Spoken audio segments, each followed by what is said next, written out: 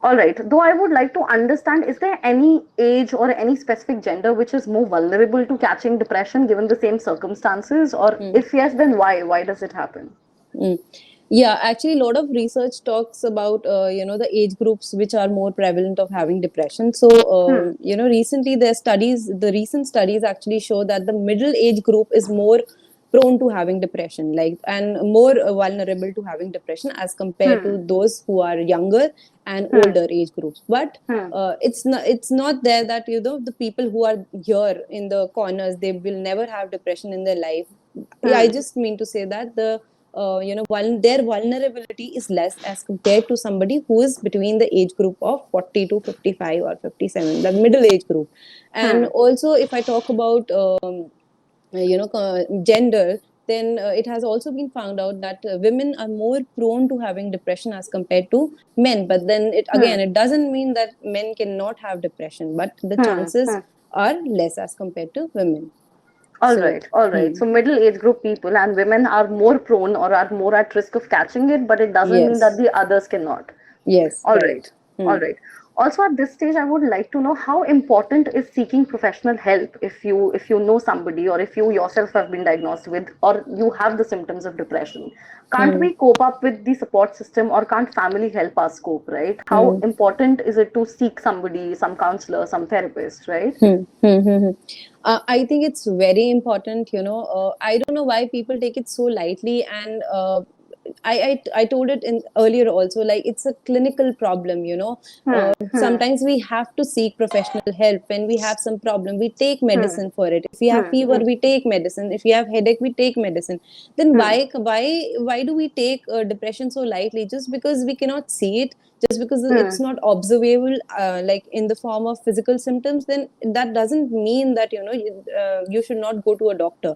And Hmm. Hmm.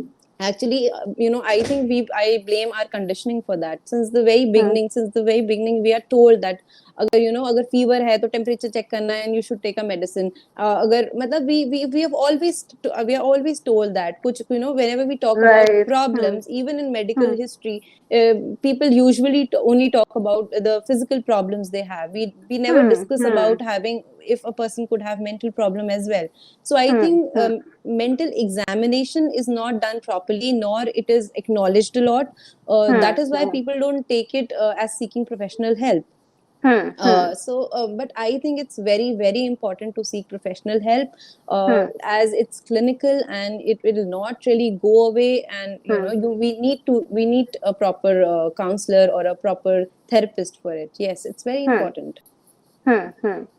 Okay, so what is the best help available out there for depression? Like, do I seek therapies? Do I seek counseling? Or, like, who to approach? Because the first step, because we are not aware, the lack of awareness itself becomes a Hmm. problem. So, Right. if I know somebody who's been Hmm. diagnosed with depression, who do we approach? Like, is it a counselor? Is it a therapist? Is it a Hmm. psychologist or a psychiatrist? Hmm. Because these terms for a lot of people are itself confusing. They don't know the Yes. distinction, right? Hmm. So, Hmm. Hmm. what is the first step once you know that somebody has depression? Who do you approach at the first step? Yeah, I think I mean, the first step should be that we should always talk to somebody who's close to us, rather than just directly going to a counselor or a therapist. I think Hmm. if we have depression, we should choose the closest members, to talk about. If I have some problem, अगर मेरे को कोई problem, I'll talk to my mother, I'll talk to my husband, or I'll talk to my brother, or Hmm.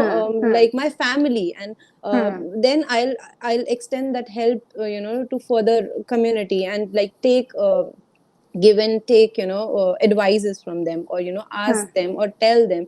So I Hmm. think it's very important. The first person or the people you need to approach is your family, so that Hmm. you also Hmm. feel better about yourself, that okay, Hmm. fine, I'm feeling this way, and they could also guide us in a proper way.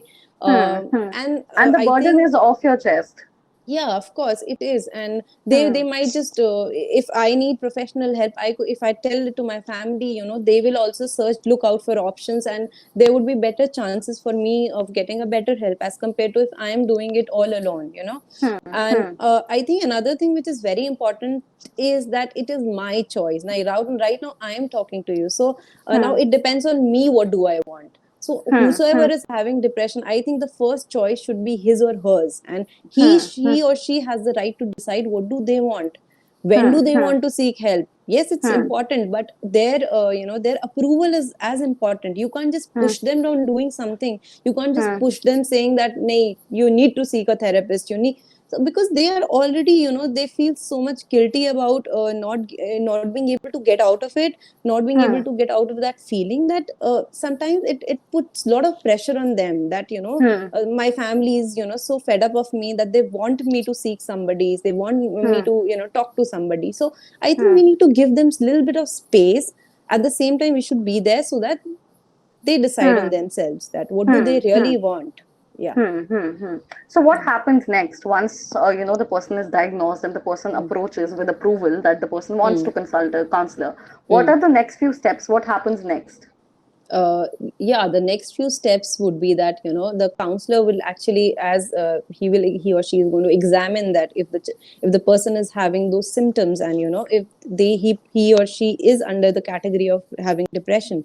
So Hmm. then the person will know that, oh, okay, I have this, and now I have to deal with it. I need to face it. So Hmm. again, Hmm. the counselor will actually help the person grow in that process. He will Hmm. actually help the person in choosing alternatives, and in being Hmm. there and listening to him, whatever he or she wants to say. Because a Hmm. counselor, a therapist is like a mirror for them. Hmm. Hmm. You don't need to portray something which you're not. You can just feel comfortable in whatever you want, in whatever you are, in the way you want to speak. Because a lot of time we have these negative thinking, and we think that if we tell it to the other person, they'll judge us. But Hmm. that's why we have counselors, that's why we have therapists who can Hmm. actually be there for us, and in a very Hmm. neutral manner, in a very Hmm. non-judgmental way. Hmm. So Hmm. that would be the role of a counselor. And Hmm. as if I talk about psychiatrists, they Hmm. prescribe medicines, as I Hmm. already told you about the neurotransmitters we have. So Hmm. Hmm. the level is very low in case a Hmm. person is having depression. So they actually give them medication so that the level increases of Hmm. dopamine or serotonin. So Hmm. I think the mixture of both would be the best. Hmm. Hmm. Hmm. Approaching a counselor as well as a psychiatrist, so that Hmm. it's like a complete approach towards seeing a professional help Hmm. in a Hmm. better way. Yeah. All right. So the first step is to seek and consult a counselor. And if when the person examines you and feels that you have depression, depending on Hmm. how the depth of it or how major or intense it is, if you Hmm. need medication, the person will refer you to a psychiatrist along with having therapies or counseling sessions, right? Right. Right. Right. Yeah. All right. One more thing that I've heard people say that therapies don't work for them, or Hmm. there's a relapse. So what are the chances that when you seek professional help, you can have reoccurrence or relapse even after Hmm. seeking help? So what are the chances of that in depression? Hmm. Actually, those also depend on a number of factors. The chances of Hmm. relapse also depend on a number of factors. Hmm.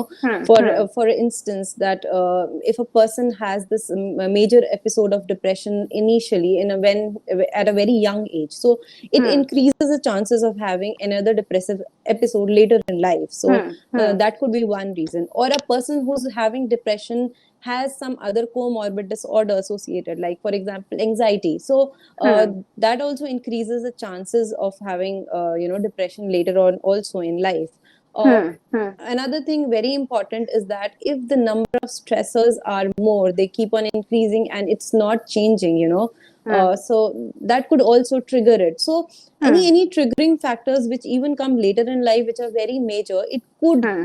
actually Hmm. it could that could be a relapse. Hmm. So Hmm. these are few factors which are also responsible that a person Hmm. can have relapse again in Hmm. life. Hmm. So it depends on what kind of life a person is living, what is his support system, Hmm. Hmm. is he having whatever he needs in life, Hmm. emotionally, more Hmm. specifically emotional needs, are they being fulfilled? Hmm. So Hmm. I think these are very important things which play a important role in. depression. Yeah. So dealing with depression is not a one day thing, and it's a process, No, and no, you it's a deal with it as process. it comes. Right, right, right. So it's not like that once you've dealt with it and therapies has worked for you, so it will never come back. You have to work on your mental health constantly and then seek help Right. whenever required. Yes, yes. A lot of times, I've seen people blaming it on the person. If, for instance, if somebody has committed suicide because of depression, I've seen a lot of people blaming their family, their friends, or Hmm. they by themselves, they actually pick out people out of their life and they'll say, you need to blame them or them. But I think it's Hmm. very personal.